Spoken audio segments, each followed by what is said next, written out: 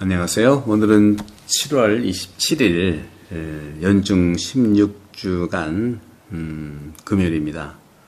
토요일이죠. 죄송합니다. 오늘 복음은 마태복음 13장 24절에서 30절 계속 이번 주에 씨 뿌리는 비유의 말씀에서 결론적 말씀이라고 볼 수 있겠죠. 밀과 함께 자라는 가라지, 그 가라지의 사악함. 오늘 복음에서 예수님께서는 비유를 들어서 군중에게 말씀해 주셨어요. 천국은 자기 밭에 좋은 씨를 뿌리는 사람에 비길 수 있다. 사람들이 자는 동안에 그의 원수가 와서 밀 가운데 가라지를 덧뿌리고 갔다. 중요한 밀 가운데예요. 밀 가운데에 가라지를 덧뿌리고 갔다. 줄기가 나서 열매를 맺을 때 가라지들도 드러났다. 그래서 종들이 집주인에게 가서 주인님 밭에 좋은 씨를 뿌리지 않았습니까? 그런데 가라지는 어디서 생겼습니까? 하고 묻자 원수가 그렇게 하였구나. 종들은 얼마나 급한지. 그러면 저희가 가서 그것들을 거두어낼까요? 하고 묻자 주인은 그렇게 얘기했죠. 아니다. 너희가 가라지들을 거두어내다가 밀까지 함께 뽑을지도 모른다. 수확 때까지 둘 다 함께 자라도록 내버려 두어라. 수확 때에 내가 일꾼들에게 먼저 가라지를 거두어서 단으로 묶어 태워버리고 지옥으로 보낸다는 얘기죠. 밀은 내 곳간으로 모아들이라고 하겠다. 내 곳간은 천국이죠. 종들이 얘기했던 가서 뽑아버릴까요? 그것들을 거두어낼까요? 우리는 오늘 복음에서 예수님 특히 신학적으로 구원의 신비가 있죠. 구원의 신비 세 가지 유형에 대한 말씀을 좀 하겠는데 이것은 러시아의 시인인 블라디미르 겁니다. 블라디미르 이바노프가 세 가지 구원의 신비주의를 구분하는데 세 가지 차원에서 첫 번째는 이 종들이 얘기한 것처럼 가라지가 있다고 하니까 즉시 가라지가 안 좋은 거잖아요. 안 좋은 걸 보자마자 저희가 가서 그것들을 걷어낼까요? 하는 거예요. 이것은 바로 첫 번째 단계에서 구원이라는 것은 구원이냐 또는 멸망이냐 차이잖아요. 그죠? 구원과 비구원인데 그 기준이 즉시, 보는 즉시 뽑아내는 거죠. 심판을 해버리는 거예요. 단절해버리는 거죠. 어떤 재판도 벌이지 않고 그냥 무조건 단죄해버리는 거예요. 무정부주의적 신비주의죠. 이런 모습들이 사실은 추수 때라고 하는 것은요. 수확 때, 추수 때는 실제로 최후의 심판 때를 얘기하는 거예요. 그래서 미켈란젤로의 그 성화가 있잖아요. 시스틴 성당의 최후의 심판 이미지.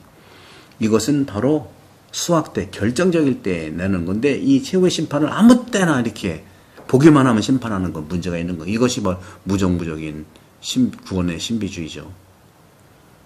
늘 세상은 둘로 갈라져 있다. 오른쪽은 좋은 것, 왼쪽은 나쁜 것. 최종적으로 심판 때 또 수확 때 해야 되는데 아무 때나 그러는 거. 아무 때나. 이 문제예요. 이게 문제. 정치권도 마찬가지고 어느 부분에서도요. 시시건건 자기들이 판단을 하고 해요. 자기들이 단죄하려고 해요. 심판대에 가서 해야 되는 겁니다. 정확하게 그 법적인 것을 기다려서 절차를 밟아서 한 번도 중간에 끼어들지 마세요. 제발 좀. 그래서 오른쪽은 좋은 것, 왼쪽은 나쁜 것.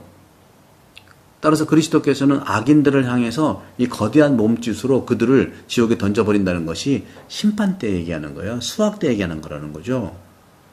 마태복음 25장 41절 저주받은 자들아 나를 떠나 영원한 불속으로 들어가라.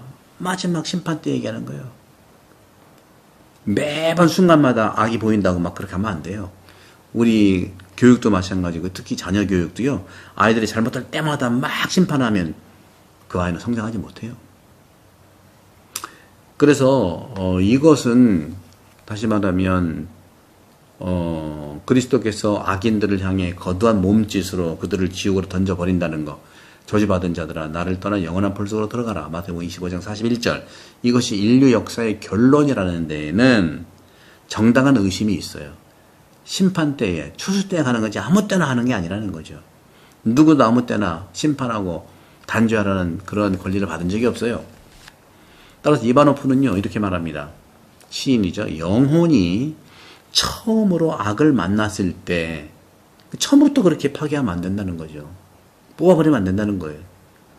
영혼에서 일어나는 일을 그 안에서 보는데, 영혼이 처음으로 만난 악을 만났을 때, 그 안에서 봤을 때, 즉시 뽑아버려라, 파괴하라, 좀 제거하라.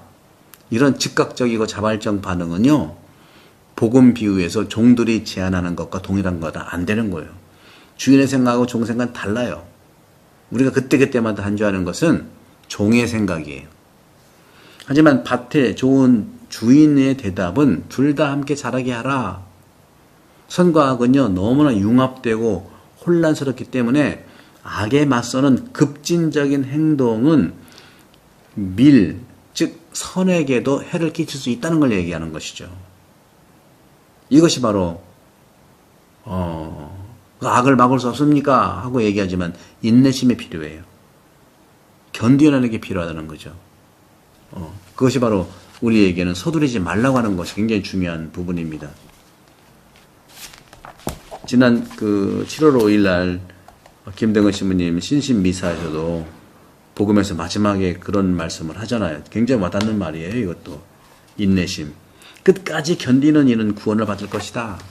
그때그때마다 불안해해서 또 그때그때마다 막 단죄해서가 아니라는 거죠. 이렇게 기다리는 미덕을 우리 인내심이라고 부릅니다. 그런 점에서 추수 때까지 함께 자라게 두라고 하는 거, 이 인내심과 견디어냄은 우리 그리스도인들의 미덕이에요. 그런데 중요한 것은 이런 사람들, 활동적인 사람들은 그렇지 않아요. 활동의 중심이다 보니까 자꾸 단죄해요. 자기를 기준으로 해서. 그들에게 인내심은 수동적이고요. 다시 말하면 반응할 수 없는 상태인데, 그럼에도 불구하고 그들 역시 행동주의자들도요, 하도 실패를 하니까 어느 순간에는 서두르지 않고 기다리는 방법을 아는 것이 더 낫다고 인정하기도 해요. 우리가 밥은 뜸들이면 더 맛있다고 그랬잖아요. 제가 늘 말씀드립니다. 2000년의 영성가들의 이구동성의 공통점은요, 영성가들이 하는 지침은 두 가지. 서두르지 말라, 자기 생각대로 하지 말라는 거예요. 그런 점에서 이바노프는 그러니까 혼자 가라지를 뽑아내다가 밀도 뽑아내는데 같이 죽는 거거든요. 그래서 이바노프 이러한 태도를 신비주의라고 부르는데, 여기서 우리가 이제 결국에는 같이 살고자 하는 것은 거룩한 변모, 라파엘로의 거룩한 변모 성화에서 나타나는 건데요. 이 즉각적으로 심판하고 뽑아내는 방법은 바리사이들의 방법이에요. 요한복음이 나오잖아요. 가늠에다 붙잡힌 여인을 돌로 막 무작정 치려고 하는 거잖아요. 공산당에서 부역했다, 잘못했다, 재판도 벌이지 않고 무조건 죽이는 것 똑같은 거예요. 문제가 심각한 겁니다. 1심, 2심, 3심 있는 거, 이거 다 그런 복음의 그런 과정에서 나온 거라고 저는 보는 거예요. 그래서 가늠에다 잡힌 여인은 돌로 치려고 하는 그런 작정한 것을 볼 때 그것도 역시 구원의 신비주의 유형에서 첫 번째 말씀드렸던 최후의 심판을 자꾸 그때그때마다 하려고 하는 거죠. 첫 번째 유형의 심판, 무정부주의적 신비주의. 다시 말하면 악이 발견되자마자 파기하는 무정부주의자의 태도인 거예요. 하지만 동등하게 라파엘로가 그린 거룩한 변모는 예수 그리스도께서 다본을 산 위에서 거룩한 변모를 하시잖아요. 부활하신 그리스도를 보고 황홀경에 빠져 있잖아요. 세 명의 사도, 베드로, 안드레아, 요한, 야고보인가요? 헷갈리는데. 그래서 그 영혼과 미래의 아름다움에 대한 희망은 우리 주변의 악을 잊게 만드는 거예요. 자꾸 너무 죄 하면은 죄 속에 빠지지만, 사랑을 계속 얘기하면 죄는 무관심하게 될 수밖에 없습니다. 왜냐하면 악은 지속되지 않은 운명을 이미 가지고 태어났기 때문에 그래요. 영혼과 미래의 아름다움에 대한 희망은 우리 주변의 악을 잊게 만든다는 거. 테오판 레쿨루스의 신비주의자는요, 나쁜 충동과 유혹이 서두르는 것으로 잘 인식됐다고 쓰고 있어요. 인식되고 있다고. 그들은 모든 것을 즉시 원하는 거예요. 즉시, 그때그때 즉시. 마귀의 날은 셀 수가 없어요. 하지만 영혼의 주인은 하느님이시라는 거죠. 그래서 희망은 이 현실, 영원한 현실을 향해 우리의 눈을 높이는 예술이다 하는 말씀을 하고 싶어요. 이것이 희망을 갖는 거잖아요. 희망은요, 우리 사회에서 어르신들, 신중한 어르신들이 갖는 정신적 태도죠. 기다려주고 보듬어 주는 거예요. 하지만 희망에도 약한 면이 없지 않아 있죠. 서두를 때 더 그렇습니다. 끝이 안 보일 때. 그것이 묵시록이라는 거예요. 끝이 너무 안 보이니까 묵시록. 이제 하느님께 직접 나서주세요 하고서 탄원을 드리는 거죠. 인간은 이렇게 자신의 막을 수 없는 악을 용납할 수가 있어요. 그런데 하느님은 왜 악을 용납하실까요? 하느님에게 악을 용납하는 이유가 뭘까요? 하느님은 인내하실 필요가 없는데요. 그럼에도 불구하고 하느님께서 악을 용인한다면 그 하느님은 더 높은 다른 이유가 있기 때문에 그러는 것이죠. 이것이 바로 이바노프도 얘기하고 있는 세 번째 구원 신비의 유형에서 세 번째라고 볼 수 있는 신비주의 세 번째 단계로 볼 수 있는 이 성화의 그림은 레오나르도 다빈치의 최후의 만찬 프레스코화라고 말씀드릴 수 있어요. 바로 이것은 그리스도께서는요, 요한복음 13장 21절에 이렇게 말씀하고 있잖아요. 너희 중 한 사람이 나를 팔 것이다. 다들 저는 아니겠죠? 누가 배반한다고 그러니까 저는 아니겠죠? 그건 네의 말이다. 하지만 예수님께서는 알고 있으면서 허용을 해주세요. 용인해 주신다는 거죠. 왜 그럴까요?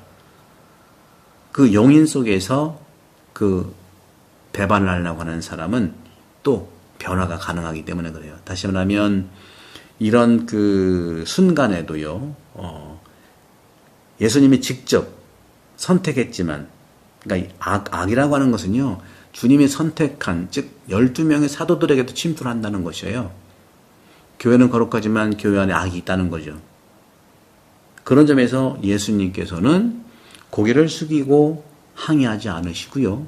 그 악에 대해서 고개를 숙이거나 항의하지 않습니다. 예수님의 방법은 저항이거나 그 고개를 숙이는 순종, 종적인 것이 아니에요. 어떻게 합니까? 악을 막을 수 없기 때문이 아니에요. 악을 막을 수 없기 때문이 아니라 악조차도 긍정적인 기능을 갖고 선의 최종적 승리를 목표로 하는 하느님의 장대한 구원 계획을 이해하기 때문입니다. 죄는 여전히 죄로 남아있지만 신성한 섭리의 손길에서 행복한 죄로 변하기 때문입니다. 최후의 만찬에서 예수님께서는 그들에게 허용해 주신다는 것은 더 큰 목적이시죠. 분명한 것은 예수님이 악을 못 막아서가 아니라 악조차도 긍정 기능을 갖고 선의 최종적 승리를 목표로 하는 하느님이 장대한 구원 계획을 이해한다는 겁니다. 사랑하는 자매 여러분, 이 기가 막힌 이 구원 신비의 세 가지 그림 꼭 기억하시죠. 최후의 만찬, 누구죠? 미켈란젤로. 그 다음에 라파엘로의 거룩한 변모, 레오나르도 다빈치의 최후의 심판. 이 세 개가 구원 신비의 굉장히 중요한 성화이고요. 유형이 첫 번째, 두 번째, 세 번째 이 관계 안에서 여러분들 은혜로운 그런 구원의 신비를 맛보기 바라고요. 그런 점들이 이 영혼 돌봄을 우리가 이렇게 통해서 살아갈 수 있다는 말씀을 드리겠습니다. 성부와 성자와 성령께서는 여러분 모두에게 강복합니다. 감사합니다. 구독 선교 또 영혼 돌봄 많이 구입해 주세요. 감사합니다.